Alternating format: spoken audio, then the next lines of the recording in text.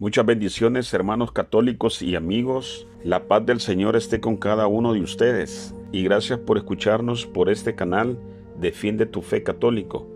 Mi nombre es Oscar. Un saludo para todos ustedes y gracias por tu apoyo. Y a los que aún no se han suscrito, los invito a que lo hagan. También dale like al video para que YouTube lo pueda recomendar y es una manera de poder evangelizar. Bueno, los invito a que hagamos esta oración. Dios te salve María, llena eres de gracia. El Señor es contigo.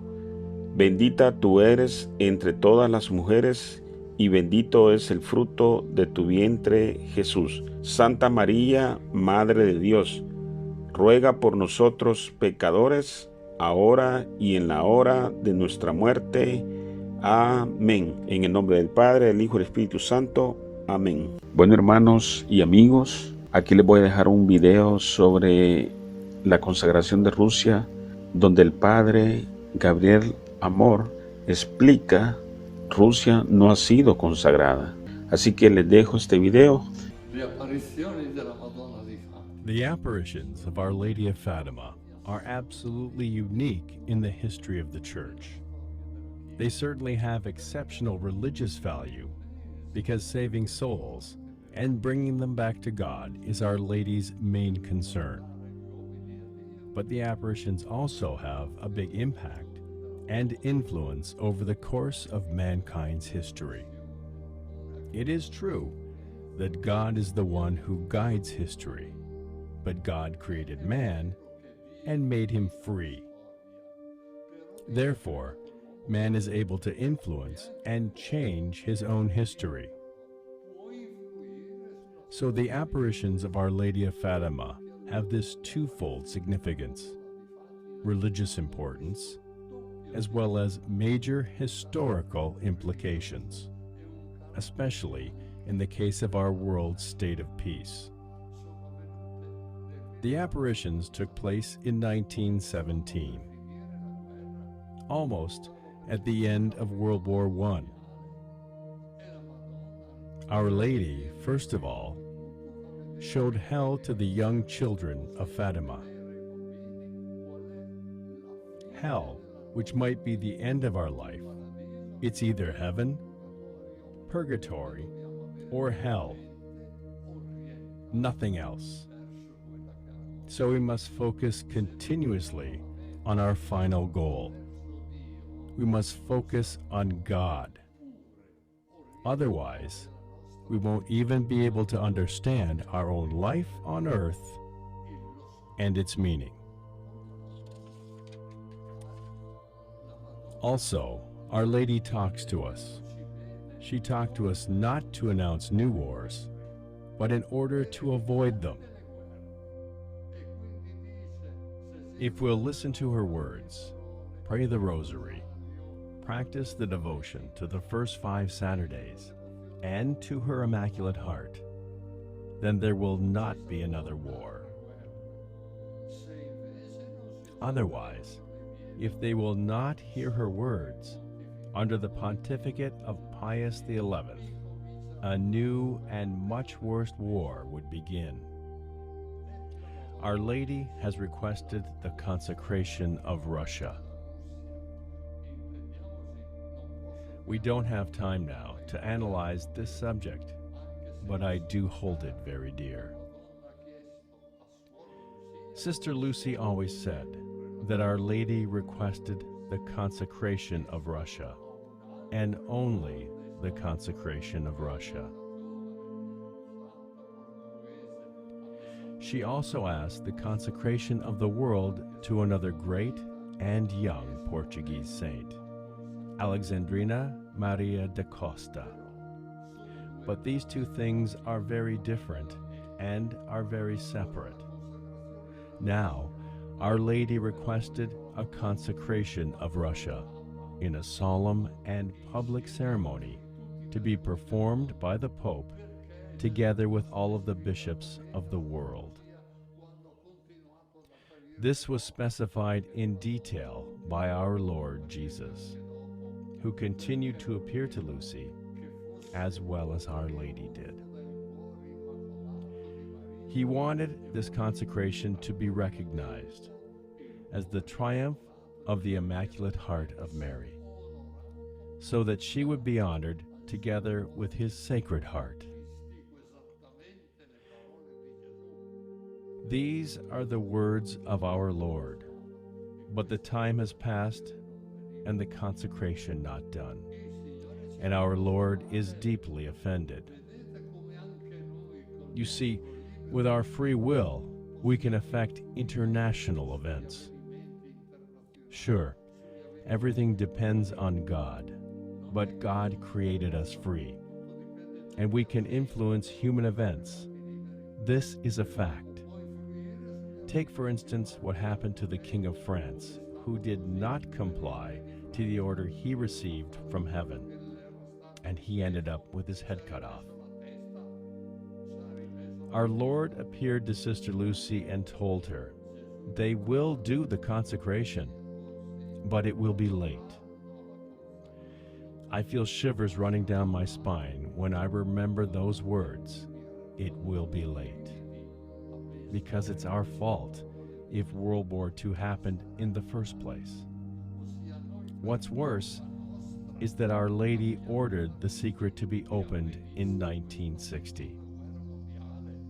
And it was in that year Russia hadn't finished spreading her errors all over the world yet.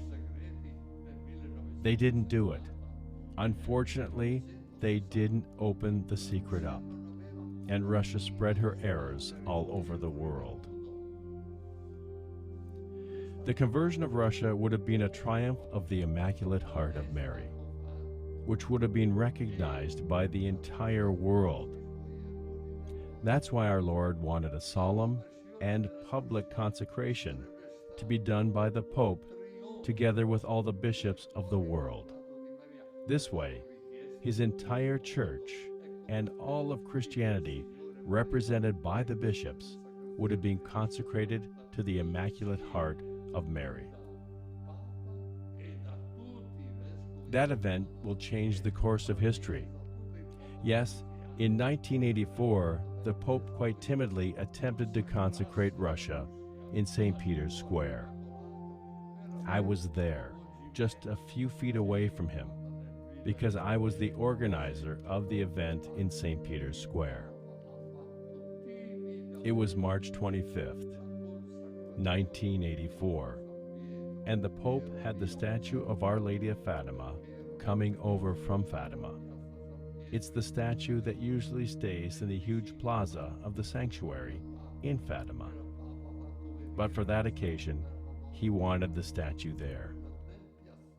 Kneeling in front of that statue, he attempted the consecration, but all around him were politicians who told him, "You can't name Russia. You can't." And he asked again, "Can I name it?" And they said, "No, no, no." But Our Lady didn't appear to bring problems. She came to us to avoid problems. The prophecies of Fatima. Let me tell you what I think about them by using the same words pronounced by Pope Benedict XVI, the last time he went to Fatima. Whoever thinks that the prophetic mission of Fatima is concluded deceives himself. Look at the importance of these apparitions. Look at the damage and collapse we've experienced in the Church, both in its faith and morals. I would like to quote Pope Paul VI in this regard.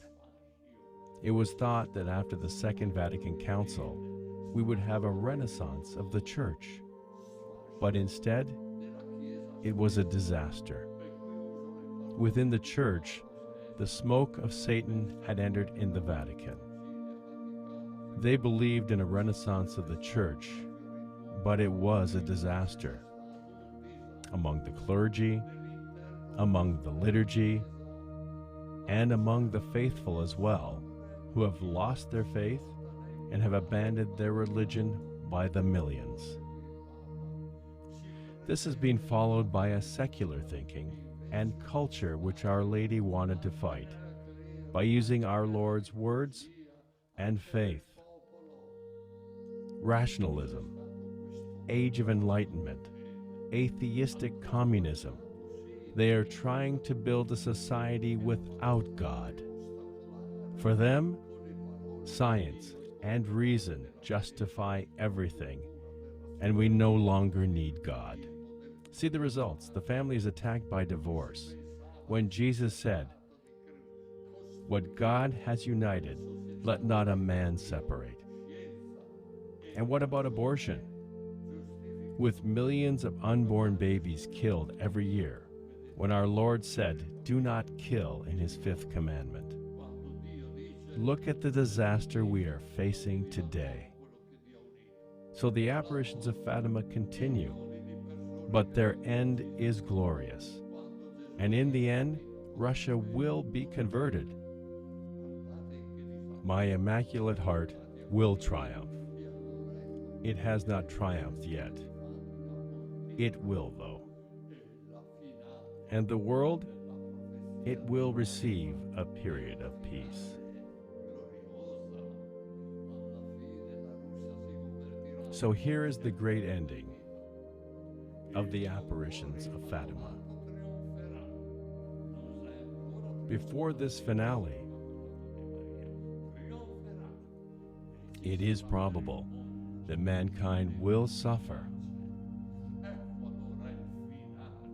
some kind of chastisement by God